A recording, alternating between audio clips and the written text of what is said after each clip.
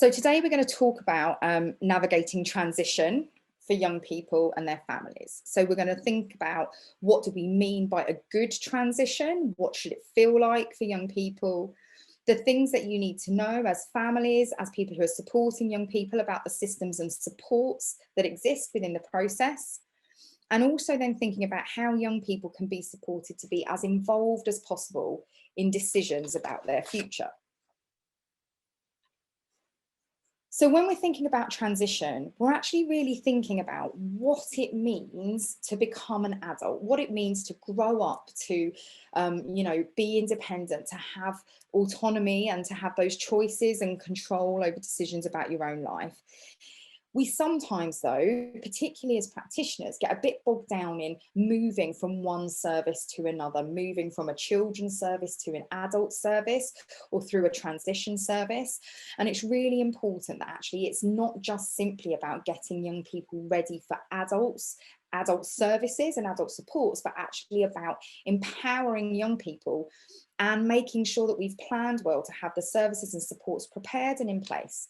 So what that means is good communication, everyone talking about those different aspects.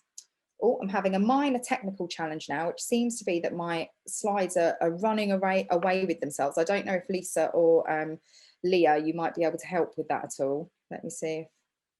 Thank you. So it means good communication, advanced planning, and the people working with you as a family having that really detailed knowledge of what will be available and what might be available in the community. So when we're thinking about preparing young people for adulthood, it should begin from the earliest years, as it does for all children. So that includes supporting children and young people to make decisions, to understand their choices and what they want their future to look like. If you think about your own childhood, we were thinking about what we wanted to be when we grew up from when we were really small. And, I'm sure for many of us, those things are not the things that we've ended up doing now. Certainly for me, I wasn't aspiring at the age of 4 or 5 to be an assistant director for social care at a national children's charity. I think I was probably at one point interested in being a vet, a ballerina, and in fact even a firefighter somewhere along the way. But actually all of those aspirations are important, even if we don't definitely achieve them. So building independence then is also not just about a young person going off to live on their own, but about them being able to achieve their potential. So what are all those things that give us that feeling of empowerment and autonomy in our lives that we can support young people to have? And actually decision making is a really important part of that. So recognizing that decision making is a skill is the beginning of helping a young person to move on that journey of kind of choice, control and autonomy over their lives. For many of us, making decisions is something that happens on autopilot now. We've done it and practiced it for so many years that we almost don't even acknowledge the many, many hundreds of tiny decisions that we make every day, whether that's what we're going to have for breakfast, are we going to have sweetener or sugar in our tea or coffee, are we going to wear our these days, if I'm going to wear heels out or flats, generally the answer is flats. I don't think I've worn heels for about a year now. But those kind of things are decisions and small decisions that seem insignificant that we're making all the time. But actually, the process of decision making for a small decision or a big decision is the same, and it needs to be taught. Young people need the chance to practice those decisions. So from a young age, we should be giving children the chance to think about whatever choices that they do have the opportunity to make, whether they want to wear their blue jumper or their red jumper, their coat, or take an umbrella if it's raining, what shoes they want to wear, what they want to eat for their lunch and how they can be involved in doing that are all really important, and we need to be planning for those things across all of the settings that young people are involved in.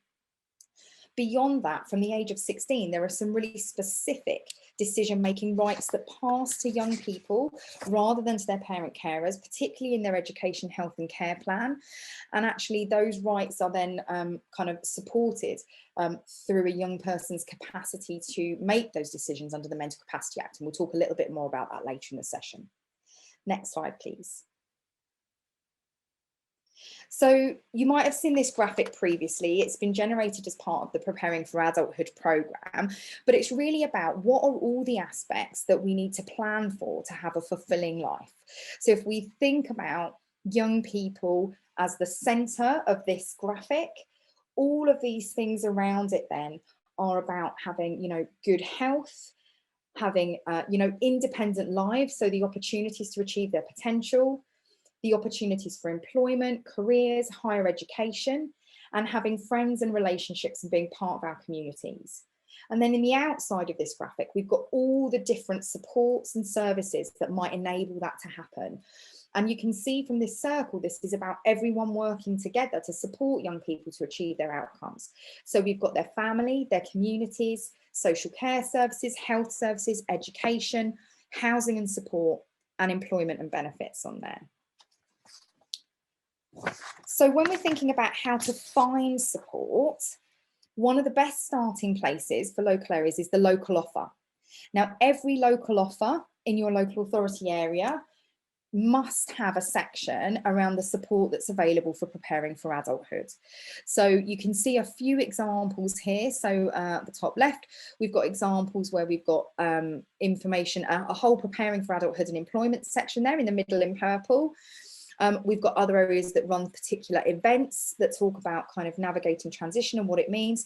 And in the bottom one, you can see there on the bottom right, we've got information about preparing for adult life, money, benefits and funding, health, and thinking about how we can engage with some of these kind of opportunities in our local areas and what we can find out from here. So if you go onto Google and just put in the kind of the local area you live in, whether that's Somerset, Suffolk, wherever you live, and local offer for SEND, so SEND, that will bring up these sites. They're slightly different in each area, so they look slightly different in terms of the format, but they should include all the information in your local area about what's available for young people as they prepare for adulthood. Okay, next slide, please. So when we're thinking about what a good transition looks like, we've talked about it not just being about passing over from one service to another, but actually it's also about being ambitious for young people. It's about setting realistic and achievable goals, but that actually are leading towards a young person's aspirations. And that means really understanding where a young person's aspirations come from. So if a young person wants to be an astronaut, or in fact, in some circumstances, a purple bumblebee. It's about understanding what sits underneath those aspirations. What is it about? Is it about wanting to be sociable, about wanting to be outside? Is it about wanting to learn about science and do something technical? What are the drivers that sit underneath those aspirations? So it's about empowering young people to make decisions and take control, and actually where they may lack capacity to make all of those decisions, it's about how do we break those decisions down into smaller things that maybe they do have the capacity to be involved in. So one example could be where we've got a young person who needs to decide about, you know, what college they're going to go to, where they're going to go. Actually, they may be able to have capacity to decide what course they want to study, or who they want to live with, but they may not have the capacity to decide which is the best college to provide that course and to weigh up all those different kind of comparisons. So how can we break decisions down into their constituent parts so that young people can have as much control as possible over the decisions that are being made about their futures? So this is just talking a little bit now about a project that we've been involved in over the last year at the Council for Disabled Children. It's been in partnership with the Education Training Foundation. And it's a publication called Tomorrow's Leaders, A World Beyond Disability. And it actually kind of profiles the experiences and achievements of over 30 disabled young people who are leading in their communities. And it cuts across a whole range of different kind of areas of achievement. So we've got some young people who are excelling in employment, we've got some young people who are excelling in sports and the arts, and we've got other young people who are influencing and kind of influencing culture and engaging in advocacy for other young disabled people in their areas. So In terms of this, I'm going to share some examples from this publication specifically in a second, but I also wanted to just take this opportunity to flag another piece of work that we've been involved in. And we've got a publication coming out on this Sunday to coincide with National Children's Day, which is a project that we worked on called Skills for Support. So before the kind of COVID lockdown started, we did a whole series of focus groups with supporters of learning disabled children and young people. So that included everyone. So family members who provide care for young people, parent carers, volunteers, everyone, both informal and formal, across a young person's life. And actually, we've also then held a series of focus groups with young people themselves to understand what it is about the supporters that they that support them. Sorry, there's a lot of supports in there, about the individuals that support them, who, what it is that they need from them and what makes those relationships effective. What is it that helps them to feel engaged with their supporters, confident, and to trust them in terms of the care that they provide. So please do, we've got some links at the end of the presentation about how to sign up for our newsletter, but please do come onto our website on Sunday and you'll be able to see all of the new stuff that's coming out of that programme. So if we move on to the next slide, we're going to share an example of a young person who is in employment now. I can't see the next slide coming up now, Leah or Lisa. I don't know if that's my system or not. I don't know if everyone else, there we go, brilliant, thank you. So this is an example from a young man called Luke, and about his experience of gaining employment. So he is an expert in assistive technology and the impact it can have for disabled people. He works in the research and development department of a company called Microlink, and he has also harnessed the power of social media to demonstrate the passion and ability of young disabled people. So in 2015, he graduated from Portsmouth University with a degree in business and IT. And with the help of a charity called Super People, he made a video CV, which went viral on social media and on LinkedIn. So what the advantage of this was that the video focused on Luke's personality and passion for work. It showed that disability was part of Luke's identity and not something that defined him. And he was offered an apprenticeship in technical support at Microlink, which ultimately led to his current role at work. So a quote from Luke here is, "Don't give up if you're looking for work. Think outside of the box. The video CV is a new way to go about things, and more companies should and will look towards this new idea. It allows companies to see a disabled person's potential." And actually, that's really what we want for all employers. You know, everybody who is looking for a member of staff, you know, even me when I'm recruiting to people, you're looking at you. It's very difficult to see from a CV or an application or a piece of paper the reality of working with an individual. So this doesn't only apply to employment for me. This is also about how can we think creatively about sharing young people's achievements and aspirations through their assessments, through their plans, but also through their applications to colleges, through exploring new kind of supporters who might be working with them. Can we develop opportunities for their personalities and to link them up around their interests and their strengths and not only their needs? Next slide, please. So I'm going to share some more quotes from the other young adults who are involved in the Tomorrow's Leaders programme. So everyone should feel wanted, valued and part of something special. There's a place for everyone in the community. Never be ashamed of being different. It is this difference that makes you extraordinary and unique. I'd like to pass on to younger people the empowering possibilities of working in disability whilst disabled and owning your identity to empower you to succeed. We offer a unique perspective on inclusion and our voices are needed to shape the future of education and care. And then the last one on here, I want to encourage young disabled people to aspire to become elite athletes by not placing limits on themselves and by feeling confident to ask teachers and coaches to have high expectations of them and to create opportunities for them to compete. Next slide, please. So this graphic, it's quite small, so I'm going to share some of the specifics from it, but this graphic is about some learning for further education providers and other people working with young people from the group of Tomorrow's Leaders who talked about how their support and interactions with further education providers, with their schools, with their colleges, in terms of what supported them, they think, to achieve their aspirations, and what were some of the things that they wish had been done differently. So we've got a few quotes on here from young people. So a young person reflecting on studying at university says, "This is something that I was always told would not be possible, so it's amazing to prove them wrong." Another young person talking about a positive experience in school, saying, "I had a really great experience in high school because the school, my mum and me worked together and they understood how to help me be the best I could be." So there are a number of key kind of things that the young people liked about the way that they were supported in school. So schools and FE providers, parents and young people all working together to understand what support they need. Appropriate reasonable adjustments, so that included the correct tools, so whether that was hardware or software, learning support, and personalised academic and career guidance. So really understanding the skills and interests and attributes of the young people and what kind of sat underneath their career aspirations that we talked about earlier. Promoting independence, so that included job coaches, travel training, having high aspirations, and really importantly, being treated with respect and understanding.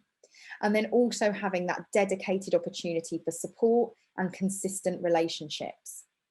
A really key thing that came out of this was to really remember that what works well for one young person may not work for another. And this is about individualized, tailored support.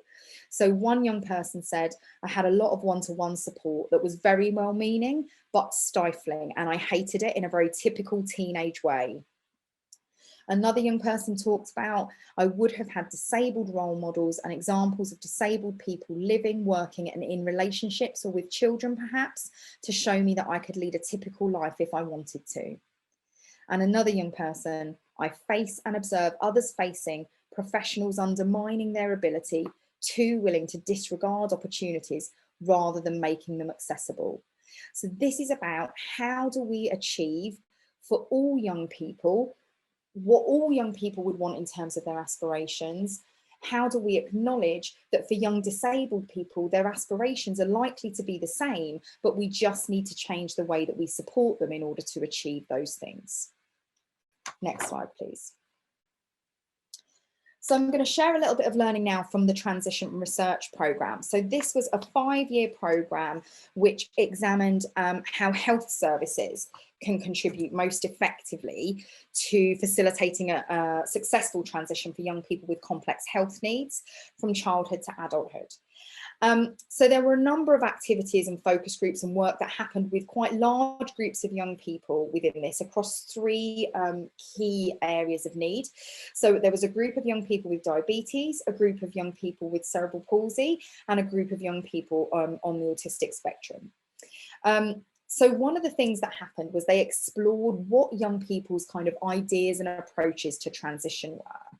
And there were 4 kind of key groups that were identified through the research. So there were young people that were very laid back about transition and just kind of happy to let things happen and happen to them almost. There was the very anxious group who were really worried about what was going to come next and how things were going to work and what support they were going to have. There were a group of young people who really wanted that autonomy and wanted to be in charge of decisions about their future and to be in control. And then there was a socially orientated group, which were very much wanting to be supported by their peers, make decisions together, and be led by what their friends wanted to do and wanted to achieve in their lives. And I think the really key thing about this was, as we started to explore some of these different areas with different groups of young people, what we found was that actually sometimes throughout a transition, because this isn't about a finite point in time, this is about a long-term preparation for adult life, that actually sometimes we shifted between these, or sometimes we were actually a mixture of a few of them. And actually the young people that we worked with to do some of the focus groups had invented a game to do this. So each category was allocated an animal. So we had the laid back tortoises, the anxious cheetah, the wanting autonomy or in charge lion, and the socially orientated puppies. And 9 times out of 10, when we were working with young people, they ended up being some sort of tortoise puppy or a cheetah lion. And sometimes that shifted throughout the course of their transition. Now, the really crucial thing about this is doing that work with young people as part of planning to understand which group they're in and how they're feeling about their transition can then mean that we can deliver a much more tailored and supportive service around helping them through transition, because we're really understanding which of these areas they're falling into at what time. There were 3 things that were specifically linked to better health outcomes for young people. And actually, I think there's really some transferable learning across preparing young people for adulthood through these 3. So parents and carers being appropriately involved in care. And what was found to be meant by appropriate in this context was that the young person and the parent were happy with how much and in what ways parents were involved. So there was no prescriptive, this is how much a parent should be involved in, this is what a young person does, and this is what a parent does. It was about actually that process of thinking together, working together, and both parents and young people being comfortable as that process moved forward. Young people being helped to be confident about managing their health conditions. So being given information and supported to understand and be given control around what that looks like. And young people meeting the adult team before transferring into services. So this is about how can we facilitate those opportunities to build those trusting relationships. And as I said, the publication that's coming out on Sunday talks a lot more about actually how we develop those trusting and supportive relationships between young people and the people providing their care, and why that is so important. Next slide, please. So I'm going to talk a little bit more detail now around empowering young people to make decisions. And I've highlighted on here a decision-making toolkit that we worked with young people to develop a few years ago at CDC. And it explores some activities that can be done with young people to help them develop some of those decision-making skills and practice them. And to think about actually how we support them to become more confident. We often think about how challenging it can be for parent carers where they have been involved in their young person's care and really supportive of that, rightly so, throughout their childhood, that it can be quite scary when young people start to have the opportunity to make some of those decisions for themselves, particularly as they get older. But actually what we sometimes don't reflect on is how terrifying that might be for a young person who's just turned 16, who might previously have only made decisions about what they were going to wear, what they were going to have to eat, where they were going to go on Saturday, kind of thing, to suddenly feel responsible for decisions in their education, health and care plan, which could be decisions like naming what school or college they want to attend, thinking about what they're going to study into adulthood, thinking about what kind of employment they might want and where they want to live. They are big decisions. And actually, if we don't give young people the chance to be involved in thinking and planning about some of those things before they turn 16, it can be really scary for them as well. So I'm just going to talk a little bit about the Mental Capacity Act principles now. So there are 5 principles in the Act. Essentially, the first 3 are focused on where a young person has capacity or may have capacity to make a decision. And the last 2 are focused on where a young person has been found to lack capacity to make a decision.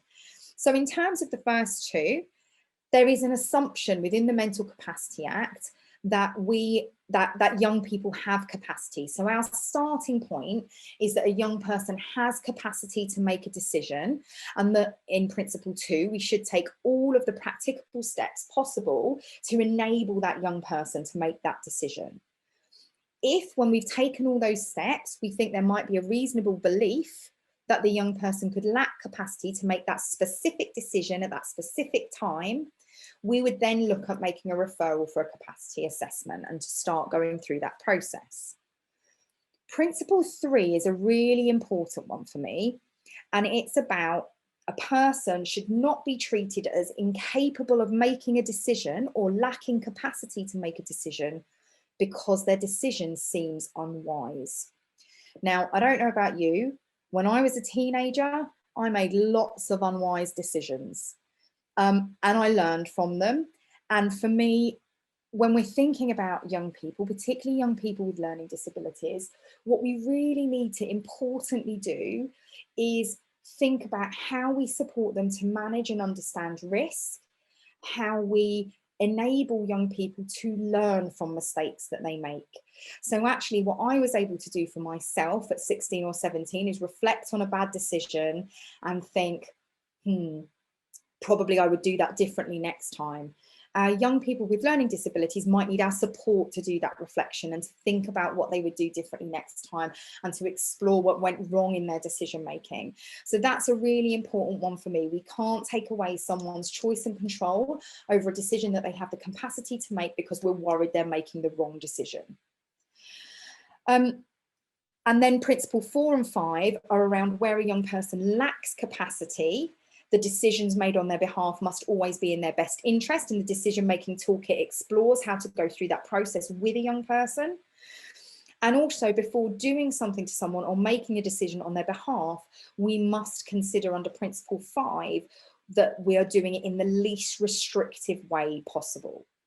So in the decision-making toolkit, there's more information about how to refer on to the Mental Capacity Act for assessments and things like that. But on the next slide, I'm going to talk a little bit more about what the law and the framework looks like around transition across a number of different aspects. Next slide, please. Thank you.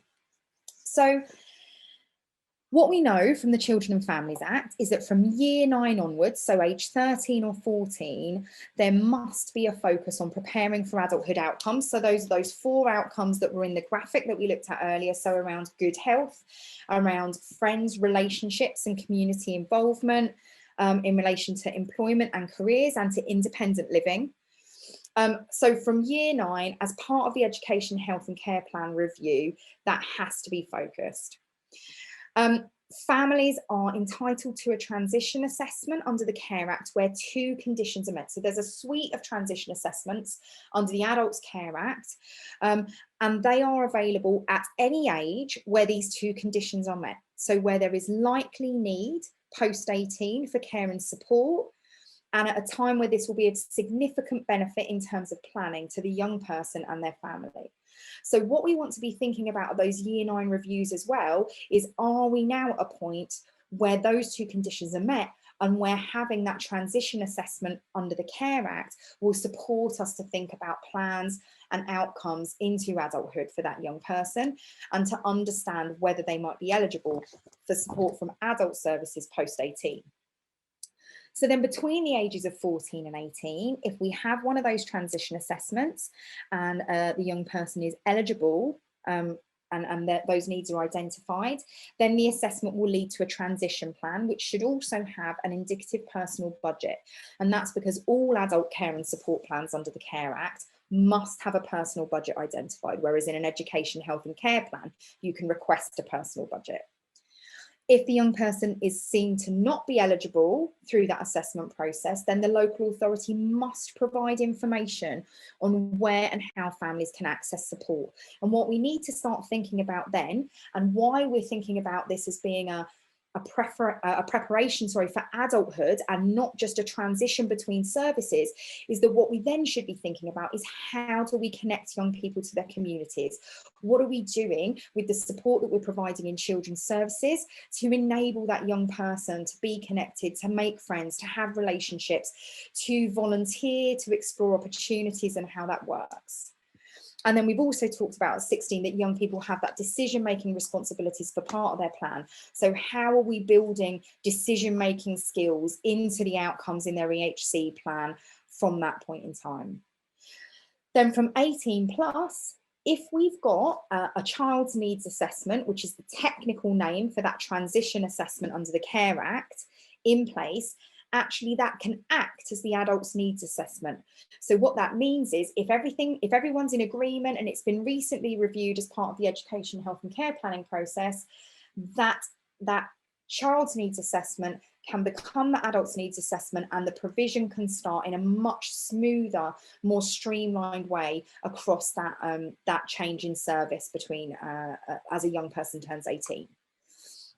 The other thing that is highlighted in the Care Act is that children's services must continue to provide care and support until an adult's needs assessment has been completed, and where it's found that a young person is eligible for adult services, until those services are in place.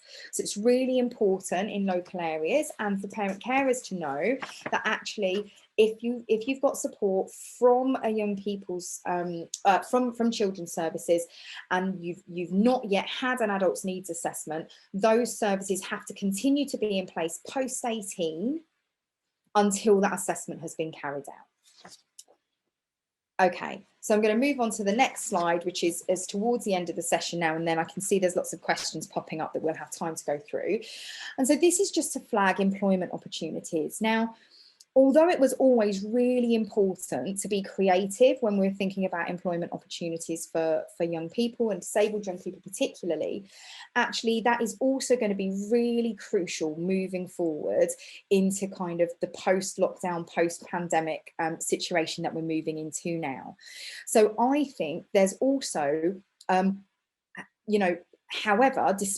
despite the kind of ongoing challenges around some of that creativity and employment, we've also got a landscape now which is more open to that creative thinking. We've got different use of technology. This is one prime example of the way we're using things differently.